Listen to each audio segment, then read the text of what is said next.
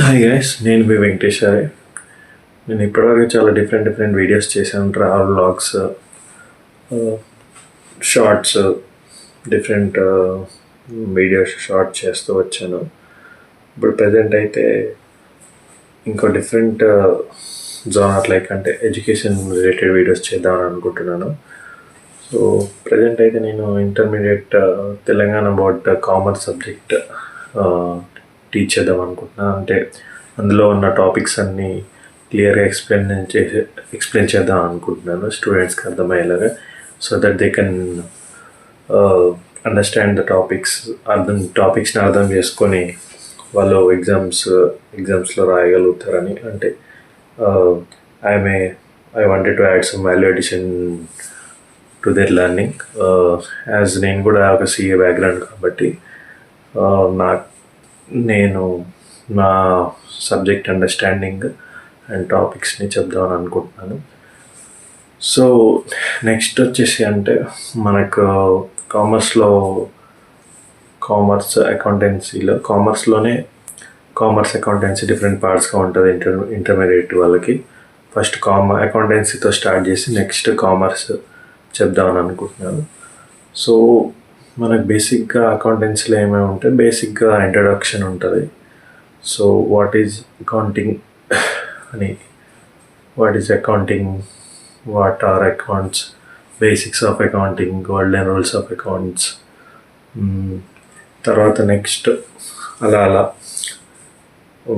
Reconciliation, petty cash book related different type of topics ఉంటాయి. Partnership, cash book, bank book, reconciliation, అలా different topics ఉంటాయి. So అలా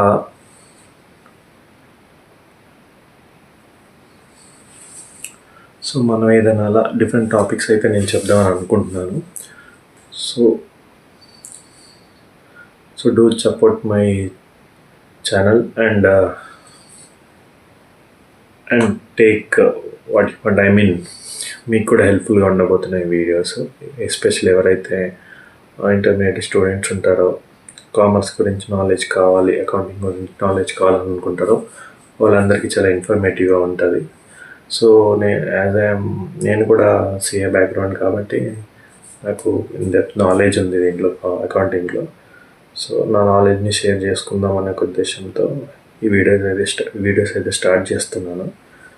so especially intermediate students, first year వాళ్ళు, second year వాళ్ళకు బేసిక్స్లో కానీ టాపిక్స్లో కానీ ఏదైనా డౌట్స్ ఏమైనా ఉన్నా కూడా ఈ వీడియోస్ చూస్తే వాళ్ళకు క్లారిఫై అవుతుంది. సో ఇన్ కేస్ మీకు ఏమైనా క్లారిటీ కావాలన్నా కూడా మీరు కామెంట్స్లో పింగ్ చేస్తే నేను వాళ్ళకి కంపల్సరీగా రెస్పాన్స్ ఇస్తాను.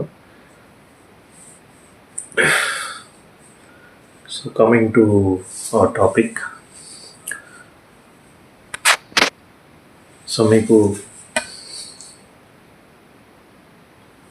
మీకు first chapter introduction to accounting ఉండబోతుంది. సో ఇంట్రడక్షన్ టు అకౌంటింగ్ అంటే ఏంటంటే, జనరల్గా అకౌంటింగ్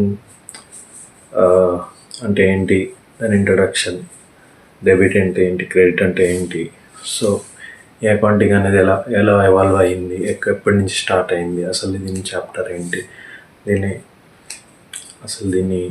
ఒరిజిన్ ఏంటి అన్నీ ఎవ్రీథింగ్ దీంట్లో కవర్ అవుతాయి అన్నమాట.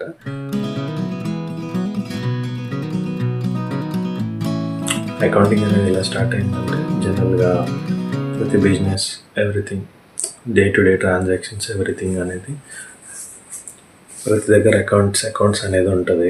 అకౌంట్స్ అనేది కంపల్సరీగా as a part and parcel of our life. ఎందుకంటే ప్రతి దగ్గర మనం చేసే ప్రతి ఎక్స్పెన్స్ కానీ, ప్రతి ఇన్కమ్ కానీ, ప్రతిని at the end of the day మనం దాన్ని సరి చూసుకుంటాం. ఎంత ఖర్చు పెట్టాం, ఎంత ఇన్కమ్ వచ్చింది, ఎంత ఎక్స్పెన్స్ చేసింది అని అలా మనకు తెలియకుండానే మన అకౌంట్స్ అనేది ఇది మన లైఫ్లో పార్ట్ అండ్ పార్షల్గా యూజ్ చేస్తూనే ఉంటాం. సింపుల్ టర్మ్స్, దీన్నే స్పెషల్గా ICI chartered accounts institute of chartered accounts of India formation అయిన తర్వాత దీన్ని ఒక స్పెషల్ బాడీగా ఫామ్ అయ్యే తర్వాత ఏ జనరల్ నార్మల్ అకౌంటింగ్ అనేది వాల్యుయేషన్ అయ్యి స్పెషల్ వాల్యుయేషన్ కొంచెం ఇన్ ప్రోగ్రెస్ అయింది. సో అలానే సిఎస్ కాదు, సిఎస్ అయితే మళ్ళీ కంపెనీ సెక్రటరీ, అది సపరేట్. సో సిఏ అలా ఫామ్ అయింది. సో బేసిక్గా ఇంట్రడక్షన్లో అయితే మెయిన్గా మీకు అకౌంటింగ్ అంటే ఏంటి, దాని యూజెస్ ఏంటి, so how it is originated and what are the sectors and accounting is used.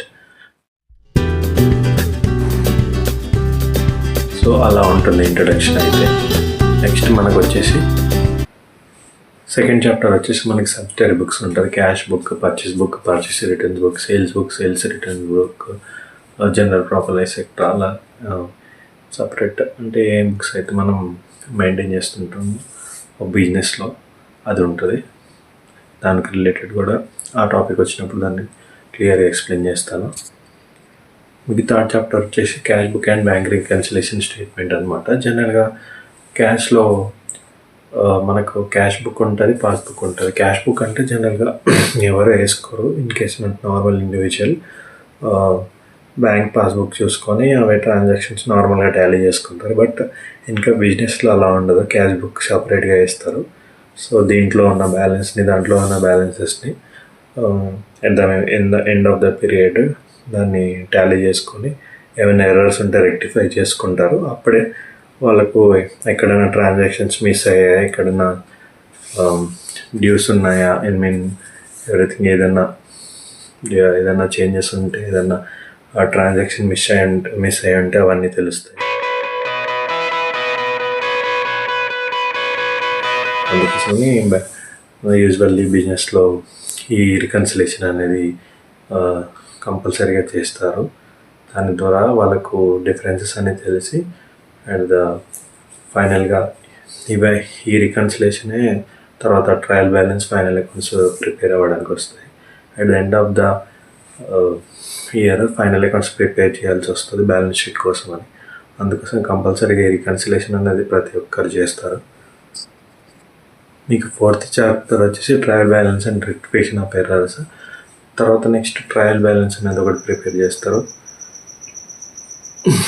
దాన్ని మన every at the year of the end of the start of the day నుంచి ఎండ్ ఆఫ్ ద ఇయర్ వరకు అన్ని ట్రాన్సాక్షన్స్ని record చేసి ఒక trial balance PNL prepare చేసిన తర్వాత అవన్నీ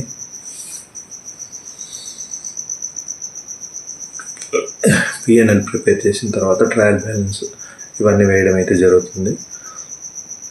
తర్వాత దాంట్లో ఏమైనా ఎర్రర్స్ ఉంటే రెక్టిఫై చేస్తారు.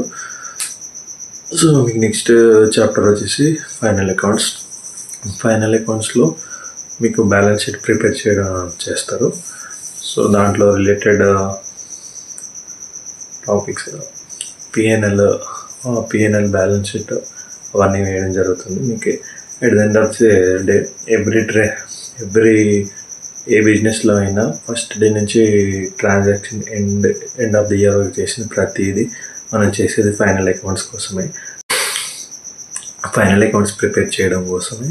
So every transaction starting from day 1 to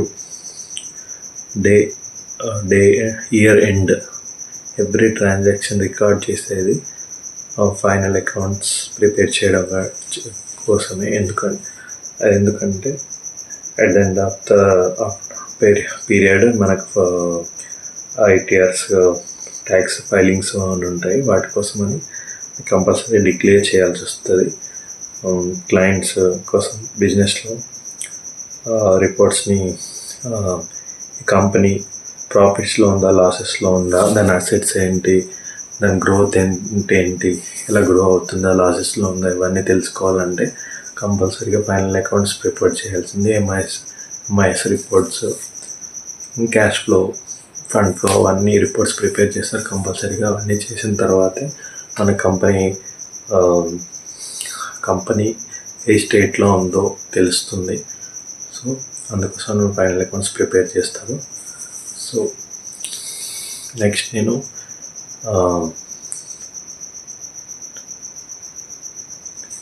next మనకేమవుతుంది, next topic ఏంటంటే ఇవన్నీ నేను బ్రీఫ్గా చెప్పాను. నెక్స్ట్ మీకు ఎవ్రీథింగ్ డీటెయిల్గా ఎక్స్ప్లెయిన్ చేసి ప్రాబ్లమ్స్ కూడా సాల్వ్ చేస్తాను. ఎవ్రీ టాపిక్ ఇలా 5 చాప్టర్స్ కవర్ చేస్తాను. తర్వాత నేను కామర్స్కి వెళ్తాను. కామర్స్ టాపిక్స్ ఎక్స్ప్లెయిన్ చేస్తాను షార్ట్గా, బ్రీఫ్గా. తర్వాత ఫస్ట్ ఇయర్ కంప్లీట్ చేస్తాను. కంప్లీట్ చేసిన తర్వాత మళ్ళీ సెకండ్ ఇయర్ టాపిక్స్ చెప్తాను.